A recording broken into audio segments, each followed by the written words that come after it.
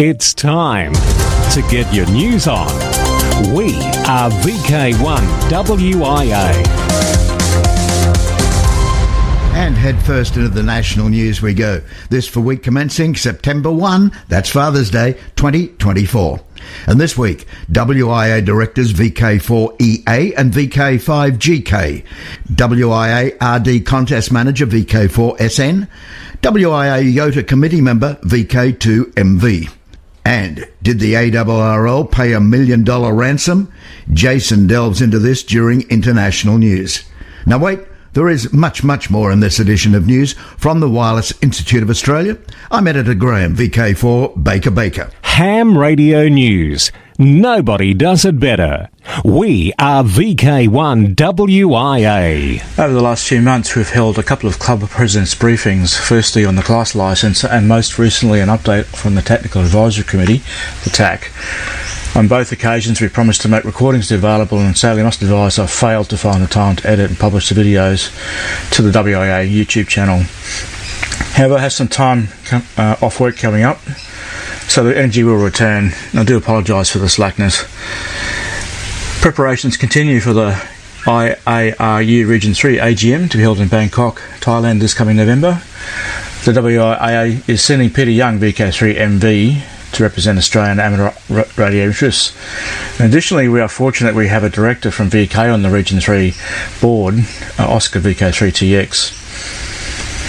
If you don't already know, I like my microwave equipment building and operating, so it's with huge pride that I announce the board has approved a significant record achieved on one of our least used bands at 241 gigahertz. That's 241 gigahertz. Congratulations to Noel VK3NH and Andrew VK3CV for their 10.9 kilometre achievement. Words cannot describe the difficulty in construction to achieve a piece of working kit that operates at 241 gigahertz, let alone making a contact at some distance with the gear. And now for those HF operators, you're probably wondering why 10 kilometres is such a big deal. And the challenges of fabricating dish, feeds and the mixer at these frequencies is formidable. And then the conditions and pointing a dish with sub-degree precision boggle my little mind. Congratulations guys, well done. A special shout out to Andrew VK3CV for making 122 and 134 gigahertz more accessible due to his work with the silicon radar device.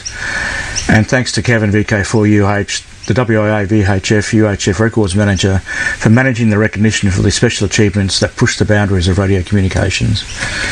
Experimentation, it floats me boat.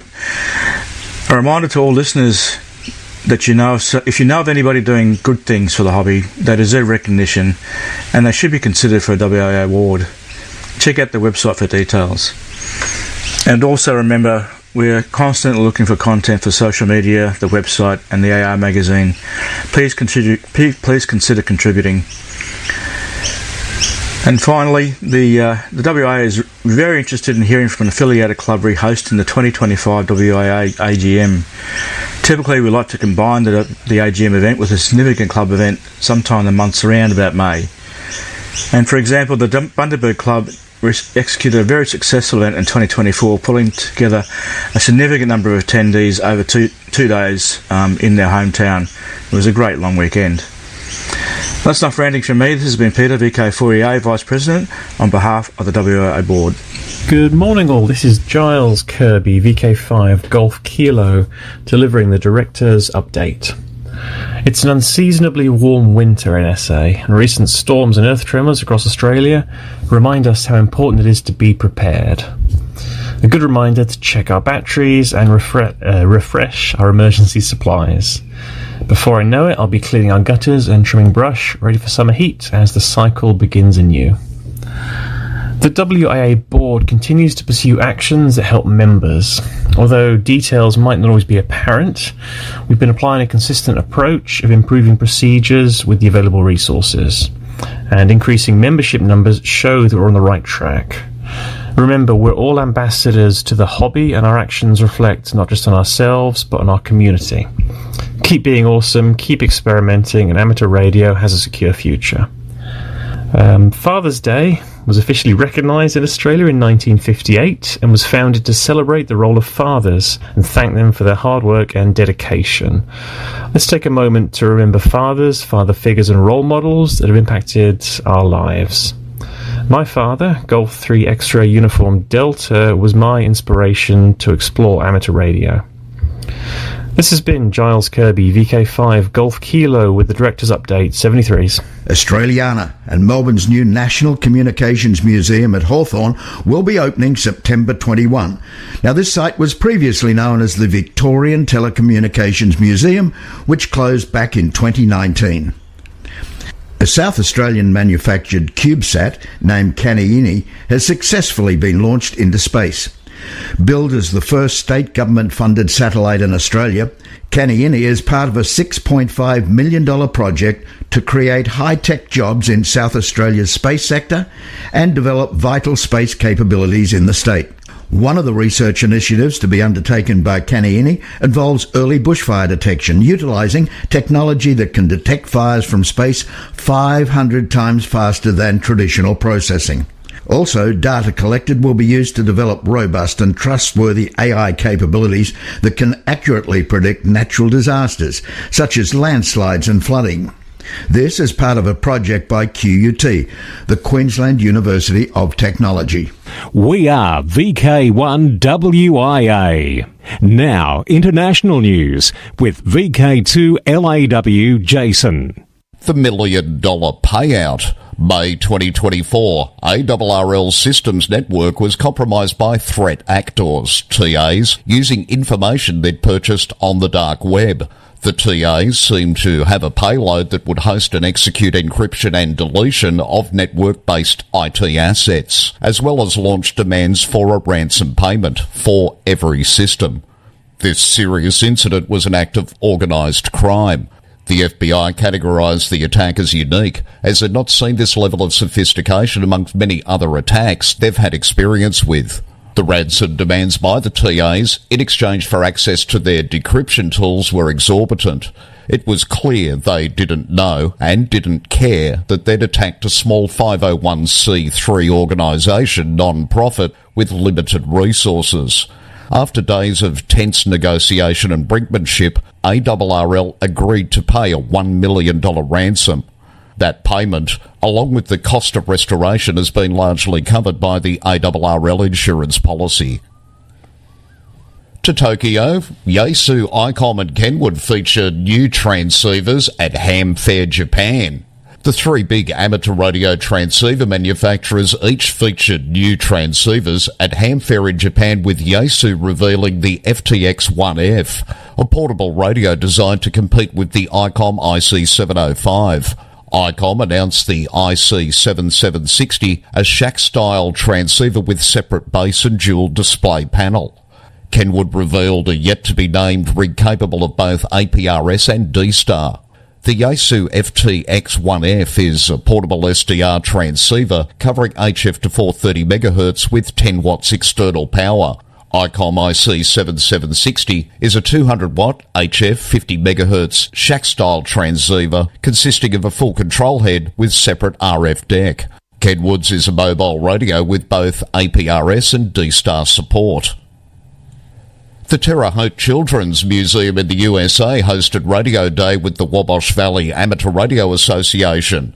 The event included a variety of educational activities for families, such as a scavenger hunt, Morse code practice, a visit to Wave Town to explore different types of radio waves, and even the chance to operate a ham radio. Radio is everywhere in our lives, says Laurel Fincher, Program Manager at Terre Haute Children's Museum. I hope attendees gain a deeper understanding of the technology in our everyday lives that you don't even realise is there. On your bike, research was unveiled at the Usenix workshop on offensive technologies by researchers from Northeastern University and UC San Diego. In their paper, researchers note that, like modern cars, today's bicycles are cyber-physical systems that contain embedded computers and wireless links to enable new types of telemetry and control. One of the more common cyber-connected systems is the wireless gear shifter, which uses electronic switches instead of traditional control levers to allow bikers to shift gears.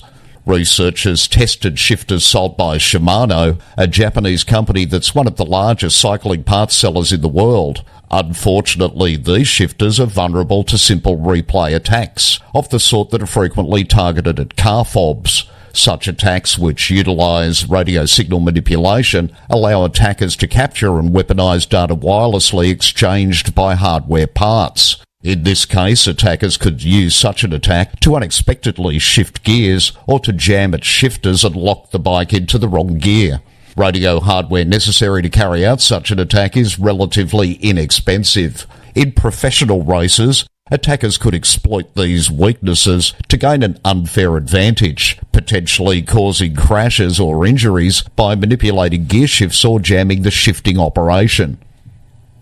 AI or not AI? ChatGPT developer OpenAI is supporting a California bill that would require tech companies to label AI-generated content, which can range from harmless memes to deep fakes aimed at spreading misinformation about political candidates. San Francisco-based OpenAI believes that for AI-generated content, transparency and requirements around provenance such as watermarking are important, especially in an election year, according to a letter sent to California State Assembly member Buffy Wicks, who authored the bill.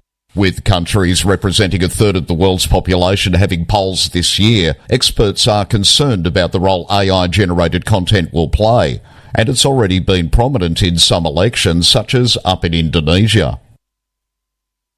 From Sydney at the International Desk, I'm Jason, VK2LAW. From here, there and everywhere, you've tuned to the Wireless Institute of Australia's National News Service. We are VK1WIA. Now, operational news with Felix, VK4FUQ. Hello there. And to start today, a reminder on this year's idea contest. Here is Alan, VK4SN. The last day for log submission is Sunday, the 1st of September at 0300 Zulu. Please make sure that if you've sent a log, that your call sign is showing in the submitted logs link on vklogchecker.com. This also applies to paper logs, as I type them up and submit them to the site. If your log does not show, then please email me. Details are on the WIA Remembrance Day contest page. Best 73s and good luck in the contest. The UK and Ireland Contest Club DXSSB contest is on the air. Starts at 1200 hours UTC on Saturday the 31st of August and runs until 1200 hours UTC on Sunday the 1st of September. Using SSB on the 8 of the 10 metre bands, where contests are permitted. The exchange is signal report and serial number. UK and Ireland stations also send their district code. Oceania Index contest. Contest dates, times. Phone the first full week in October each year from 0600 hours UTC Saturday to 0600 hours UTC Sunday. CW the second full week in October each year from 0600 hours UTC Saturday to 0600 hours UTC Sunday. Log deadline for phone and continuous wave logs 31 October. This year's contest will be held on October the 5th and 12th. International Earth Moon Earth Contest 0000 hours Zulu November 16 to 23:59 hours Zulu, November 17. Work as many amateur stations as possible via Earth Moon Earth path on any authorised amateur frequency above 50 MHz. Logs back to the ARRL, December 17. VHF UHF Field Day, upcoming contest date and time, Spring 2024. 0100 hours UTC Saturday 23 November through 0059 UTC Sunday 24 November. 0400 hours to 0359 hours in VK6. Yoda Contest. Youth on the Air Test through will be from 10 hours to 21:59 hours UTC on 29 December on the Vive Classic bands CW and SSB. Dick's Window to the World. 2024 Merchant Navy Day, September 3. Special band station GB0MND will be on the air to honour merchant seafarers of the world and the British Merchant Navy. Look for the special event station on HF operating CW, SSB and digital modes. Listen for TM24 JPO until the 8th of September for the Paralympic Games. QSL TM24 JPO by the operator's home station, F8 GGZ. VI7 POL. For 2024 National Police Week in Australia, VI7 POL will be on the air. The call will be active between the 14th and 29th of September to celebrate the 7th Annual National Police Week, a celebration of our nation's police. K4A. The Alabama Contest Group will be operating the 9/11 Remembering Our Heroes special event September 8 to 11. The K4A special event station will be on the air to honour the victims of 9/11. This year a new special QSL and certificate honouring our heroes theme will be available to those who contact K4A on 3 bands using any combination of bands modes. The group will offer a full colour glossy certificate on heavy paper, which will be mailed in a full-size manila envelope, all postage paid by the Alabama Contest Group, even if here in Australia, or any DX. South Cork. Thomas, N2WLG, is active as E51WLG until September 8 on the 40 to 10 metre bands, using CW and digital. QSL E51WLG via LOTW, home call, N2WLG, direct or via bureau. For VK1WIA National News, I'm Felix VK4FUQ Inningham. From here, there and everywhere, you've tuned to the Wireless Institute of Australia's National News Service. We are VK1WIA. Now, special interest group news with Cole, VK3GTV.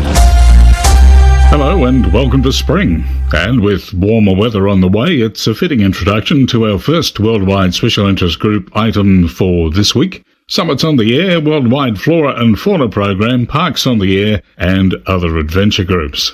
New Zealand makes debut in HEMA Awards Scheme. Competitors in the award scheme known as HEMA are ready for a big weekend this weekend. August 31st and the 1st of September marks the official launch of the HEMA Awards program in New Zealand. Hams there are making a special effort on this debut to fill their logs and are hoping for some trans-Tasman HEMA-to-HEMA contacts with we Australian radio amateurs. HEMA stands for Humps Excluding Marilyn's Award. To the uninitiated, that might seem like gobbledygook. A hump is a summit that has 100-metre prominence, meaning that it sticks up above the surrounding land by at least 100 metres. A Marilyn is a summit with 150 metres prominence. HEMA is then an award for humps with a prominence of less than 150 metres. The HEMA scheme, via SOTA, currently operates in the UK, Ireland, some parts of Europe, here in Australia, and now New Zealand. Operators around the world wanting to earn HEMA awards should go to the HEMA website at HEMA, that's HEMA.org.uk. The website contains a full explanation of HEMA and how it works. New Zealand hams will be able to upload their logs to ontheair, one word, .nz. SOTA in South Africa. The Spring ZS SOTA Activity Weekend is coming up where you can bag lots of ZS summits. It's September 14 to 15, and if you're a newbie and have not yet registered for SOTA, go to sota.org.uk/online-resources. Summits are listed on the database and visually on the mapping project. Alerts and spots are on SOTA Watch, so register to use them. Chasers, that's folk working activators from their home shacks or other locations, will receive a certificate for their participation in the ZS SOTA Activity Weekend. Worldwide Special Interest Groups, Astronomy and Wireless Weather. If you have solar eclipse glasses or solar filters, then Ariana Garcia, writing in Cron.com, says sunspots are big enough to see from Earth without a telescope right now, but be careful. The sun's surface is currently riddled with sunspot groups that could potentially erupt a few solar flares again this weekend. So much, in fact, that you can see them from Earth without magnification, according to the National Oceanic and Atmospheric Administration's Space Weather Prediction Centre. All you need to do is make sure solar filters and eclipse glasses are free from marks, scratches and holes. If they're still safe to use, you could wear them to watch the sunspot groups grow, decay and rotate into and out of view. The sun rotates approximately 13 degrees a day, so enjoy the wonder that is our sun and the progression of solar cycle 25, the SWPC said in the statement. An annular solar eclipse will occur on October 2nd when the moon's central shadow will not quite reach Earth. The result will be a ring of fire visible to those within a broad path across the Pacific Ocean and southern South America, Chile and Argentina. At the point of greatest eclipse in the Pacific, the moon will cover 93% of the sun's centre, and that ring of fire will be visible for 7 minutes. During an annular solar eclipse, it is never safe to look directly at the sun without, as I mentioned in my previous story, solar eclipse glasses designed for solar viewing. On average, a central solar eclipse occurs in the same place twice every 360 years or so, according to NASA. But 2.5 years after this 2024 annular solar eclipse, another happens partly in the same place. On February 6, 2027, a 7-minute and 51-second ring of fire will again be visible again from Chile and Argentina. Worldwide Special Interest Group's Final Frontier. Sunshine FM 98.5 in Western Australia has had a lengthy interview with Aris Ground Station in Mandurah run by Martin Diggins. Martin, amateur radio station operator call sign VK6MJ, is one of only 9 hams worldwide who help connect Earth to the ISS through radio transmissions. Martin said, "The ISS has its own amateur radio station on board, and the astronauts who pass their ham licenses can use it. With Aris, we connect schools to astronauts for a live chat that lasts about 10 minutes. Martin is currently pursuing a PhD at Curtin University focusing on the Aris program. His research investigates the impact of live interactions with astronauts on students' interest in science, technology, engineering and math, STEM. He said the purpose of this research is to determine how well the Aris program enhances students' interest in STEM subjects and careers. He added there's no doubt that the program is achieving its goals. The excitement and engagement it generates is undeniable. You can hear the entire interview by clicking the link we like in this week's text version of WIA National News. The European Space Agency's Jupiter Icy Moons Explorer, JUICE, mission is making headlines with its dual gravity assist manoeuvre. After a successful flyby of the Moon on August 19, JUICE passed Earth on August 20, marking the first ever lunar-Earth double flyby. This manoeuvre uses Earth's gravity to adjust JUICE's trajectory, setting it up for a flyby of Venus in August 2025 and ultimately aiming for Jupiter's orbit by July 2031. The spacecraft's 2 cameras are capturing and sending images back to Earth, while mission operators are closely monitoring the high-risk manoeuvre to ensure precision. With Jupiter being nearly 500 million miles away, this gravity assist strategy allows JUICE to conserve fuel and carry a variety of scientific instruments. The mission's success relies on careful navigation and timing, as any deviation could jeopardize its ambitious goals. Worldwide Special Interest Group's Radio Amateur Oldtimers. And it's over to our man in the West, Clive, VK6CSW. Reminding you that tomorrow is the first Monday of the month, time for the Radio Amateurs Old Timers Club of Australia's September Bulletin to go to air. This month, instead of the usual broadcast, we offer an historical broadcast from years past by Alan Doble, VK3AMD, from July 2002. The latest news and information will be broadcast next month. Everyone, RAOTC members and non-members alike, is most welcome to listen to the programme and to join in the callbacks afterwards. Full details of all transmissions, times, frequencies and modes can be found on the RAOTC website at www.raotc.org.au or just Google RAOTC broadcasts. If none of the transmission times suit you, you can download the audio file at any time from today from the club website. Members and friends of the RAOTC in Perth are reminded that the next lunchtime meeting at the Woodbridge Hotel, East Guildford, will be held on Tuesday, September the 10th. All are welcome. Further details are published on the club website. Once again, tune in tomorrow for the September RAOTC Bulletin. Enjoy the programme and join in the callbacks afterwards. 7-3 from Clive, VK6, Charlie, Sierra Whiskey. Thanks, Clive. Next up, it's Worldwide Special Interest Group CW. A special event is scheduled on 630 metres Sunday, November the 3rd this year at 0000 UTC. The event marks the 118th anniversary of the adoption of both the SOS signal and the maritime calling frequency of 500 kHz, 600 metres in wavelength, medium wave. Some amateurs around the world, lucky enough to be able to operate just down the band from 600 metres throughout the evening, will be using CW from 472 to 475 kHz and the WSJTX mode FST4 60-second pass at 474.2 kHz USB. This event provides an opportunity for clubs or individuals to put a vintage medium wave transmitter back on the air, or perhaps try one of a number of solid modern approaches. If you can't transmit, it still may be worth a listen out. Worldwide Special Interest Groups, Radio Amateur Young Timers, YOTA.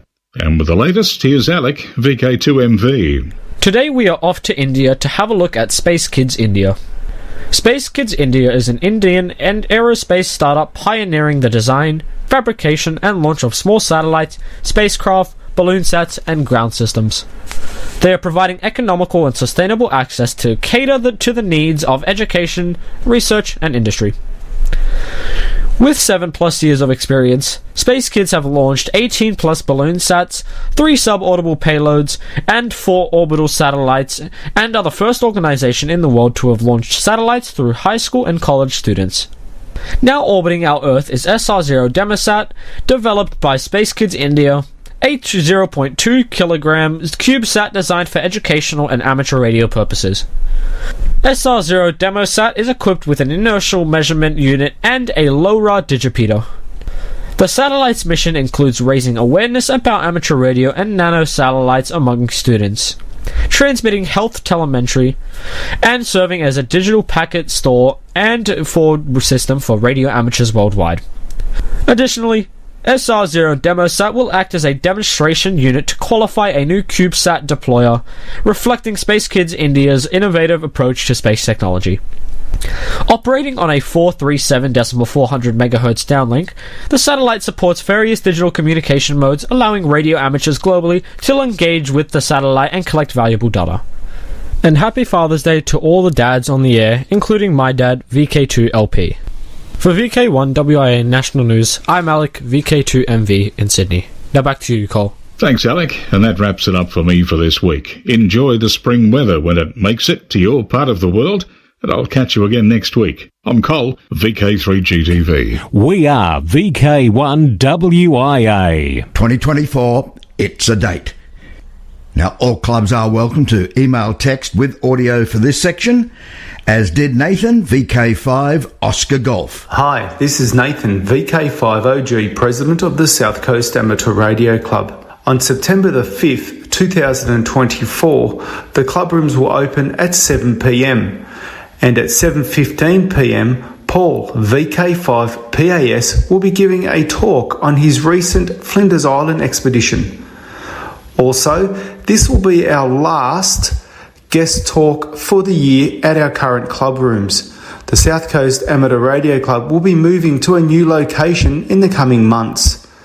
We hope to see you at Railway Parade, Seaford Meadows, on the 5th of September for Paul's talk.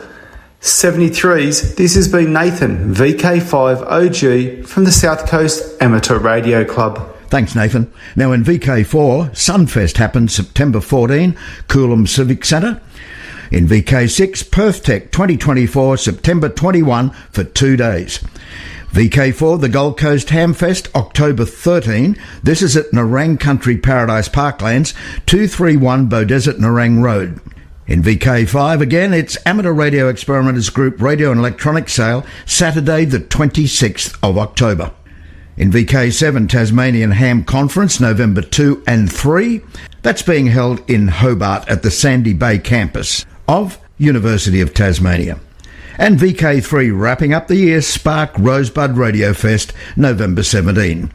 So now, until next we meet, I'm Graham, VK4BB.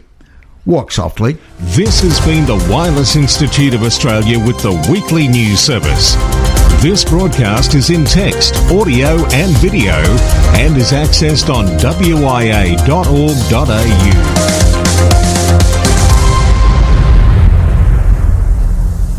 Courtesy of Bevan, VK5 BD's ATV and YouTube channel, this has been WIA National News. We're back now, live and local, and your voice, your callbacks. And don't forget, tick like.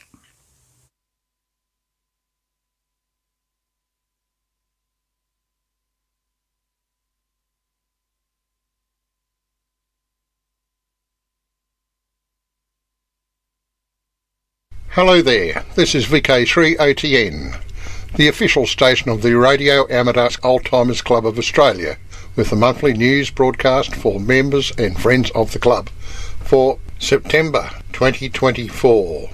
This month, instead of the usual broadcast, we will offer an historical broadcast from years past. The usual news and information will be broadcast next month. I'm Andrew, the VK3 Charlie Alpha Hotel. I have broadcast files going back as far as 2001. Many of the older files aren't the greatest as far as technical quality goes, archived in either Real Audio or Windows Media Audio format.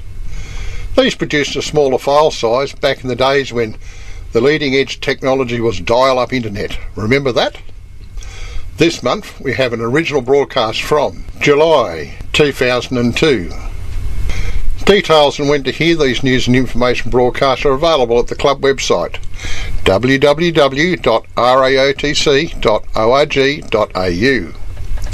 The VK3OTN is available on a wide range of radio platforms, HF, VHF and UHF, 2-metre repeaters, amateur television, DMR, that is digital mobile radio, and D-Star. These news broadcasts are available for download for up to 6 months, just in case you miss the original news broadcast from the RAOTC website. If you'd like to contact the club, then why not send us an email, raotc@raotc.org.au. I hope you enjoy this month's broadcast. Hello there, this is Alan Doble, VK3AMD and Associated Relay Stations, the official call sign of the Radio Amateur Oldtimers Club, VK3OTN. We still have no official reply to our submission for incorporation, so we'll report when we do get some news. And of course, July the 1st, the start of the financial year, reminds me that our secretary tells me there are still about 20 people who have not yet paid their now overdue subs in spite of our sending out reminders. I do hope they don't have to drop off the membership list. And talking of membership, as I'll report shortly, inquiries about membership are increasing and with pleasing results. The primary source of inquiries advertisement in AR magazine, which has been running for some time and is now producing inquiries from amateurs who have bought AR from the newsagents. Another source is inquiries from interested listeners who have taken part in one or other of our callback sessions after broadcasts. This is all good news. OTN magazine, we hopefully will have that coming out on time in mid-September. The size will be standardized at A4 for a number of reasons. I know that's inconvenient for some people who'd like the old format, but the decisions have to be made. Broadcast times and frequencies will in future be printed in the magazine and not on the separate sheet with your postal address. It seems that many members mislay this sheet. Our friends in VK6 land will meet for their usual lunch gathering on Tuesday week, July the 9th at the Bayswater Tavern. And hopefully the repeater relay of our 20-metre transmission to West Australia today will function as has been in recent broadcast sessions, with the repeater network there being very popular. Thanks for the guys over there who make that possible. This is VK3AMD, and associated relay stations is VK3OTN. Today we welcome to membership Roger Conway, VK2RO, who becomes full member number 1255. John Eggington, VK3EGG, who becomes full member number 1256. Peter Cossins, VK3BFG, becomes full member number 1257. Lance Willoughby, VK4 Echo Whiskey, who becomes full member 1258. Rex Newsom, VK4 Lima Romeo, becomes full member number 1259. Ernie Hocking, VK1LK, who becomes life member 1260. Jeff Green, VK6 X-Ray Bravo, who becomes full member 1261. And Jim Gordon, VK5ZKK, who becomes life member number 1262. That's a record number of new members in one broadcast, and we're very pleased about that. And as most of you will know, Ernie Hocking, VK1LK, is currently Federal President of the WIA. If any of our new members are listening today, please identify yourself as such in one or other of the callback sessions. And it's with regret that I report the passing of Jim Humphreys, VK3ANH, who was member number 490. Let's pause now for just a few moments in memory of our departed friend. This is VK3ATM. Lon Cook, VK3AFW, tells us how he was led to his interest in amateur radio. And he says, I suppose it was early 1956. I was 14 and my shortwave listening was limited to tuning the family broadcast receiver to the top end of the dial and listening to the police transmitter VKC located in Russell Street, Melbourne. I was living on a farm some 40 miles away, and my friend Jeff Bale, who also lived on a nearby farm, invited me over one Saturday afternoon.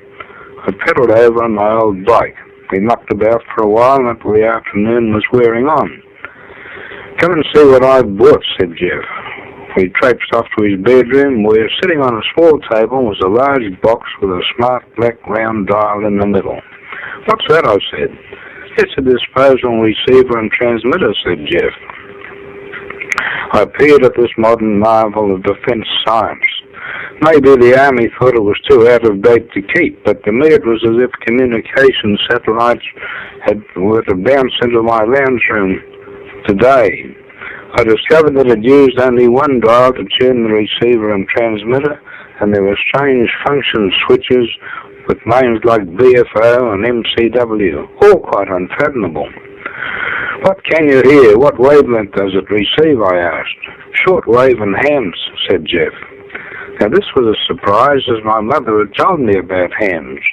They used to transmit music on Sundays before the war. Arch Woolno was one she used to listen to on the family crystal set, and I'd assumed they didn't exist anymore. Jeff turned on the power switch, and an impressive switch it was too. There was a whining noise, and I noticed that he had a car battery under the table. The noise I later found came from a thing called a generator and produced the HT.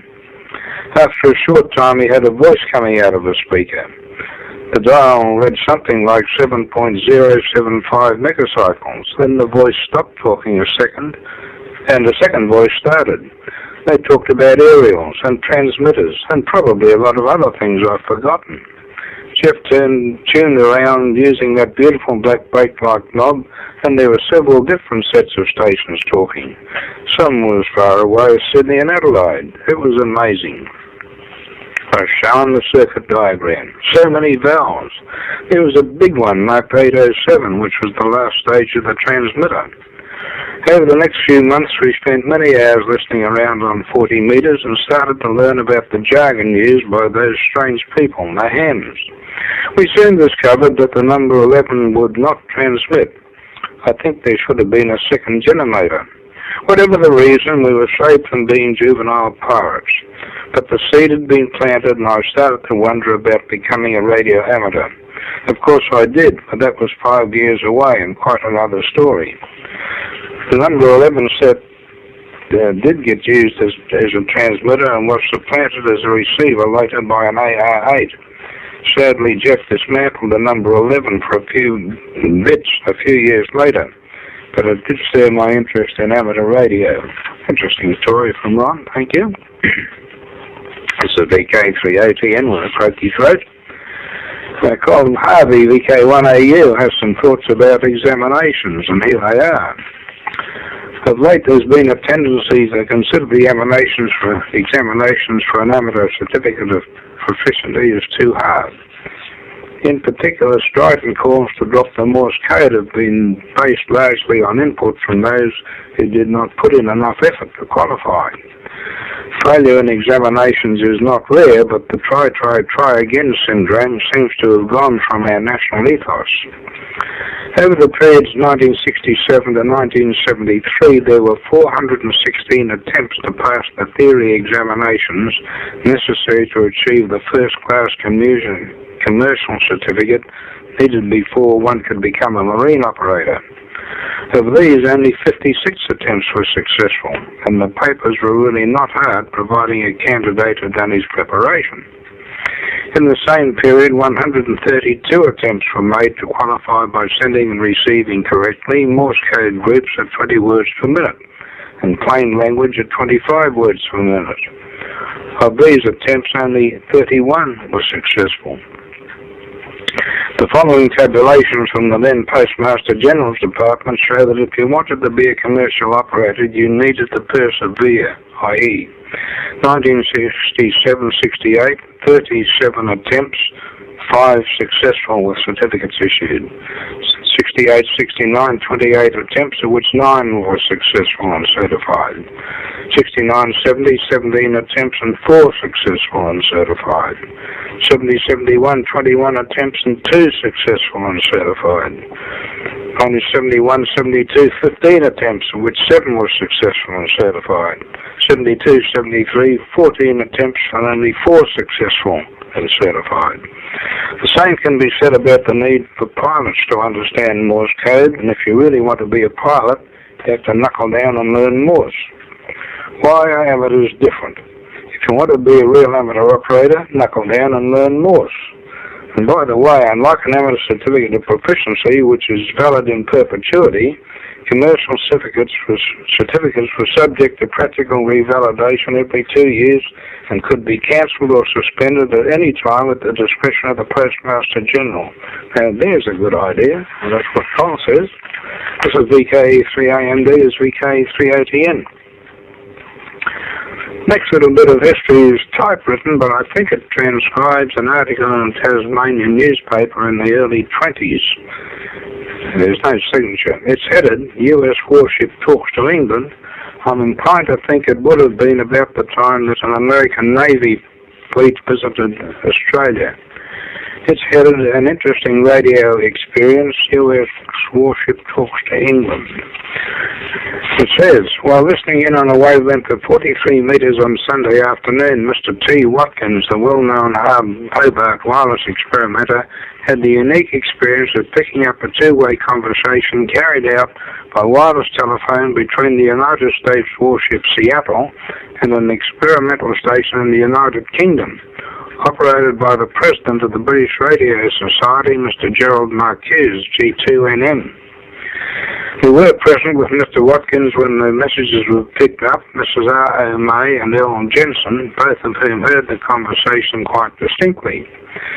The first indication Mr. Watkins received of something being on the air was when he heard the Sydney amateur station 2CM calling G2OD London, the first English amateur station to establish wireless communication with Australia.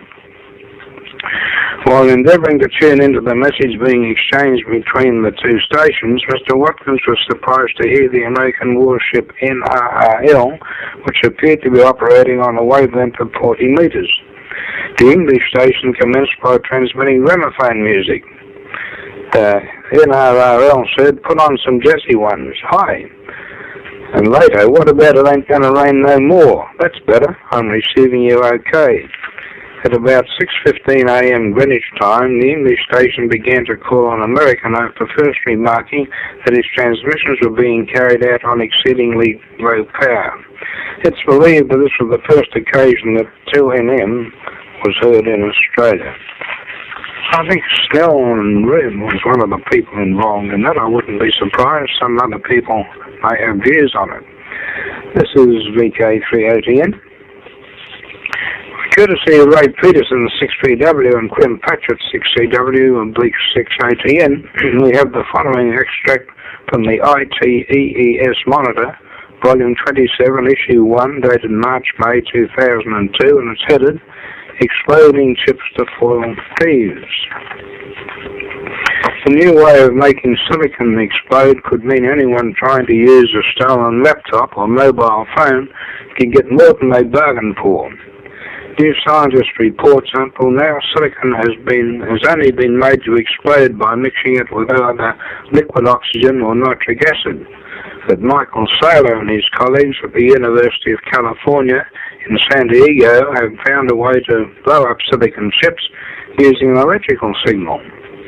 Their method could be used to fry circuitry and devices that fall into the wrong hands. For instance, if the American spy plane impounded by China last year had the technology, it could be used to destroy the plane's secret electronic system. Saylor's team made their discovery when they applied the oxidizing chemical gadolinium nitrate to a porous silicon wafer.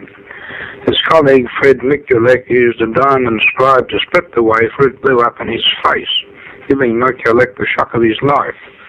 The gadolinium nitrate used the energy from the diamond scribe to oxidize the silicon film, which burns fast because its crystals have a large surface area. The faster the burn, the bigger the bang, explained Saylor. Only a tiny quantity of the chemical is needed to do irreparable damage to delicate transistors, so it'd be cheap and easy to add when the chips were being made. In a stolen mobile phone, the network would send a trigger signal to the part of the chip containing the gadolinium nitrate detonator, triggering the explosion. "We've shown you how you can store this stuff and detonate it at will," Saylor said. That ends the quote from that magazine. Interesting. This is VK3OTN. Tom Bird, VK6ZAE, was a boy living at Ventnor on the Isle of Wight during World War II, and in a letter to Arthur Evans, he has the following paragraph. He says, "I have a number of World War II reminiscences from the age 4 to 10 years old. At Ventnor, the Isle of Wight, where my mother ran a boarding house which cost too much for tradesmen, and we had engineers and specialists for radar as visitors at 400 feet above sea level. I woke up on the 5th of June 1944 and saw the Eastern (Commonwealth) and Western (USA) fleets join the mine-swept path to Europe." That's from Tom Bird, VK6ZAF. Interesting, memorable experience. This is VK3OTN. Dorothy Moffat, who used to be VK4RD, has sent us an interesting story about her mother's brother, Tom Perry, who died in 1963. She's entitled it Tom the Telegraphist. William Thomas Perry was Willie to his family and Tom to everybody else. Born in 1887, he was the youngest boy in the highest class when a gold medal for proficiency was awarded at the Mackay Boys State School. A solicitor was impressed and asked if he wanted to join the firm. Tom's fate was sealed when he protested that I would have to tell lies. Tom was interested in telegraphy, so his father ran a wire across backyards and across Alfred Street to a school friend's home, and the two boys practiced the Morse code. Tom became a good telegraphist and joined the telegraph office, which was housed in the River Street Post Office. After some years he became ill, and the cure was to live in a high, dry, cool climate, so he was sent to Albury to live. And while there he got better and took up his work again. After the war broke out, Tom enlisted in 1915 and was passed as medically fit at Moree. He was allocated to the 13th Reinforcement 1st Signallers Company, No. 2 Section, Regimental No. 5211. His company left for Egypt, and on leave in Cairo, soldiers had so few pence to spend that he wrote a letter in protest to a Sydney paper. He wanted action. By June they were in Plymouth, and now he was with the Army Postal Corps, 1st Division Signallers Company. Sapper Perry was sent to France to several areas. While sending and receiving messages, Tom learned the true state of affairs as the tide of battle ebbed and flowed. He was utterly shocked to hear that men were expendable. There were plenty more men, but horses were in short supply and had to be specially treated and conserved. And Tom was moved to write several letters or articles to a New South Wales paper. His published words created a furore and were traced to him. He was silenced. Today he would have been sued. On leave in London he met his only brother Jack. He served with the British and French Army Reserve in Italy and France. In 1919, Tom Perry was returned to England and boarded the war prize, the Prince Ludwig, to reach Australia. He reached his parents' home in Mackay unsettled. He didn't want to be shut in within four walls again.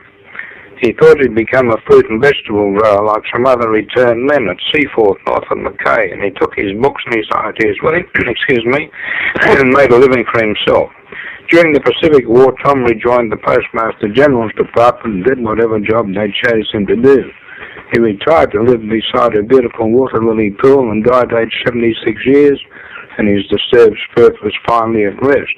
In a footnote, Dorothy says that Tom had avoided censorship by putting his letters last in the mailbag before it was sealed. Interesting sidelight on telegraphy. Seem to have a bit about Morse code and telegraphy today, don't we? This is VK3AMD, it's VK3OTN. Here's an extract from a letter to Arthur Evans from Jim Davis, VK7OW.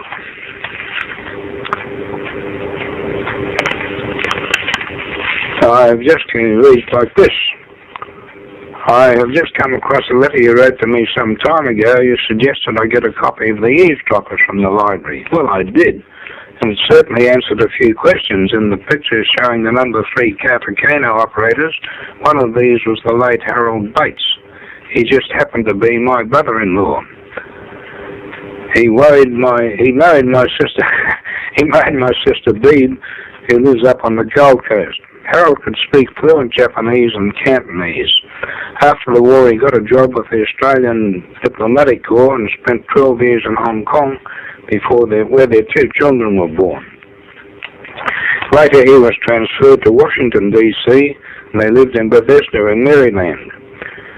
We never knew what he did during the war, but later when he was married, I remember my sister telling me once that he had a black attaché case and told them never to go near it. In 1981 and 92, they visited Tasmania, and during their visit, they called to see us. I took Harold out to my museum, where at that time I had quite a number of antique radios and phonographs, etc. One of these radios was an AR-7, which was actually used by the RAAF. I started to tell him all about it, and so on, and he said, "It's quite an interesting set, isn't it?" Little did I know that the bugger knew more about the AR-7 than I did. Now I know what he did. And by the way, my AR-7's in superb condition. Interesting letter. Thank you for that. This is VK3OTN. May 1987 issue of AR has a short article about the then centenary of Heinrich Hertz's experiment, which led to radio as we know it. The writer was Jim Litton, VK3PC. Using a primitive type of spark transmitter, young German physicist Heinrich Hertz caused a small spark to leap across a very small gap between two ends of a large resonant loop of wire placed near the transmitter. The scientific breakthrough which contributed greatly to the advance of knowledge occurred exactly a century ago, that was in May 1887, century ago from the time of the article, and could be described as the birth of wireless communication. Hertz had in fact proved a theoretical prediction made some 22 years earlier by Scottish physicist James Clerk Maxwell, who at Cambridge University was the first to suggest that electrical waves could travel through space. In theory, such waves would have the frequency and wavelength of water waves or sound waves, but would travel at the speed of light. British physicist Sir Oliver Lodge, reflecting on the Hertz breakthrough, later wrote a book called Talking About Wireless in 1925 and said, Hertz showed how to produce them practically and what was more, how to detect them at a distance in an elementary and purely laboratory fashion. Further improvement in detecting appliances was soon devised by many people, and in due time they were amenable to practical and commercial use by the energy and enterprise of Senator Marconi and his co-workers. To a public ignorant of the work of Clerk Maxwell and Hertz, this application, Marconi's, came as a great surprise and seemed very novel and mysterious.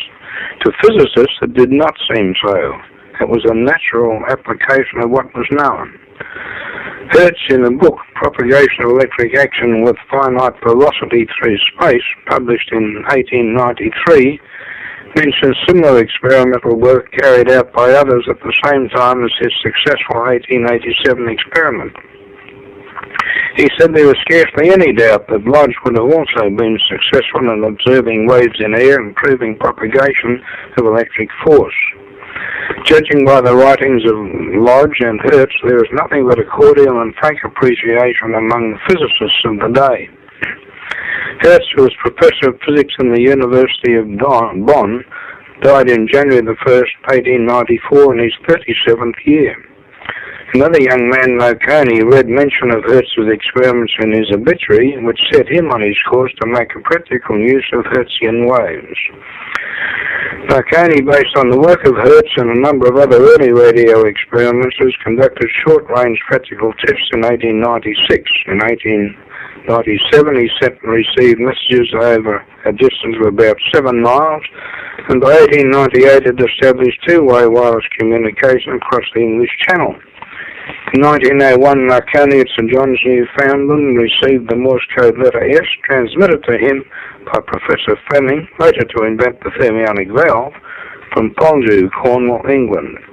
As the 20th century was dawning, the era of wireless experimenters had begun, and hundreds of radio amateurs in Europe, America, Australia were inspired by news of Marconi's transatlantic communication. Rudimentary transmitters and receivers were constructed during the next decade. Wireless Institute of Australia was founded in 1910, and by the outbreak of World War I, the amateur radio movement was firmly established in many parts of the world. Many years later, in an effort to pay a lasting tribute to Hertz, his name was adopted internationally as the unit for a cycle per second. Thus we have Hertz, kilohertz, megahertz, and gigahertz. So let us modern way radio amateurs and shortwave listeners think for a moment of Heinrich Hertz in the centenary year of his birth, which it was when that article was written. Thanks, Jim. This is VK380N. The next item is not about radio, but it comes from the 1997 issue of the Journal of the Air Force's Amateur Radio Net. The writer was Jack Moyans, who enlisted in the Empire Air Training Scheme at the age of 19. His story is entitled An Unfriendly Flying Object. Picture it. Canada, May 1943. The lone RCAF Airpo Anson, carrying 3 trainee Australian navigators and piloted by a Canadian pilot, is flying over the Gulf of St Lawrence, Nova Scotia. The purpose of the flight is a navigation exercise over the ice floes in the Gulf, but the pilot has other ideas. As soon as the scheduled work is finished, he starts shooting up the fishing boats which are dotted about the murky, cold sea. No doubt great fun for him, and undoubtedly good training for any future he might have as a ground attack pilot. However, as one of the navigators, I must say it was a very hair-raising experience, and I felt decidedly uneasy. It must have been scary too for the fishermen, and uncomfortable, for the boats were left rocking madly in the maelstrom created by the aircraft's slipstream. Then it happened. The father was making his third pass over one particular boat, and I can still see it. A fisherman stood up and threw something at us. There was one heck of a bang, and a neat half-inch diameter hole was punched through the right-hand windscreen. Sitting in the co-pilot's seat, I was immediately covered by fish scales.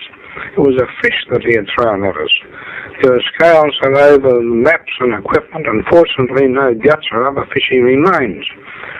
The very chastened pilot set course back to our base at Summerside on Prince Edward Island, and he directed me to make a log entry struck by seagull. It was a frightening experience and could easily have led to disaster if the fish had struck the pilot's windscreen instead. No doubt we all learned an obvious lesson that day: don't shoot up fishing boats. Later on, relating our adventure to our mates, I could see the funny side of the flight, especially the bit about the seagull. Much later, I was a navigator on Coastal Command Wellington's, carrying out E-boat patrols off the Dutch coast. Although our aircraft was hit many times by light aircraft, nothing made the noise or scared me so much as that first encounter with an unfriendly flying object. Interesting little story, wasn't it? This is VK3ATN. And just in case you missed it in the paper, or on the radio or TV, there was a very interesting item about the inventor of the telephone. It was published about the middle of June. The United States Congress has carried a resolution declaring that Alexander Graham Bell was not the real inventor of the telephone. He took his patent 16 years after an Italian-born engineer in America had taken a temporary patent and made demonstrations in 1860. His name was Antonio Musi, and shared a laboratory with Bell. Musi sued Bell and looked like winning, but died in 1889 and the case was dropped. So much for history. This is VK3ATN for the Radio Amateur Old-Timers Club.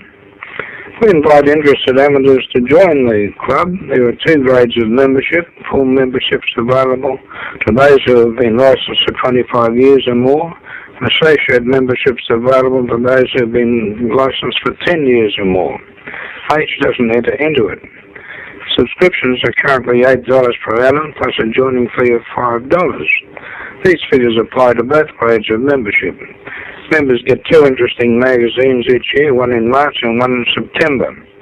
Associate members become full members automatically when the 25-year date comes up.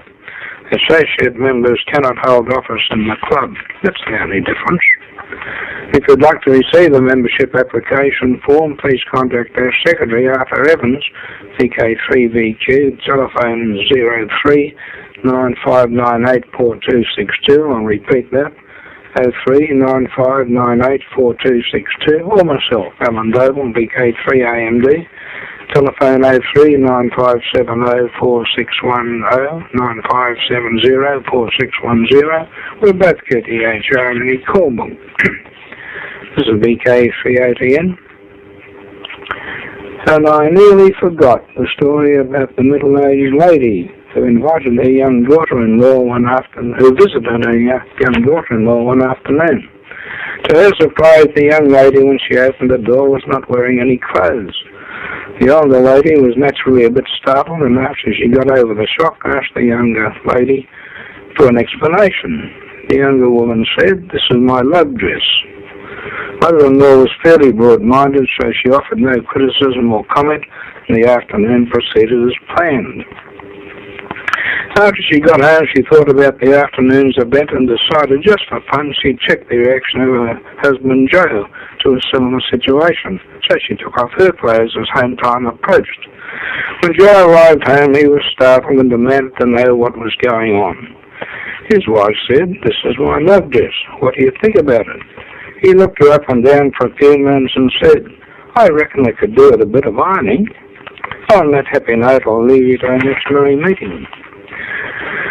This is Alan Doble, VK3AMD, and associated relay stations of VK3OTN, the official call sign of the Radio Amateur Old Timers Club. We're about to conclude our transmission for this month, and I hope you found it interesting. We're on the air again on the 5th of August and Monday the 2nd of September at the same time as today. The callback systems which will follow will take two forms to enable us to get a good picture of our listening audience. First call will be for listeners to give only their name and call sign just to let us know you were listening.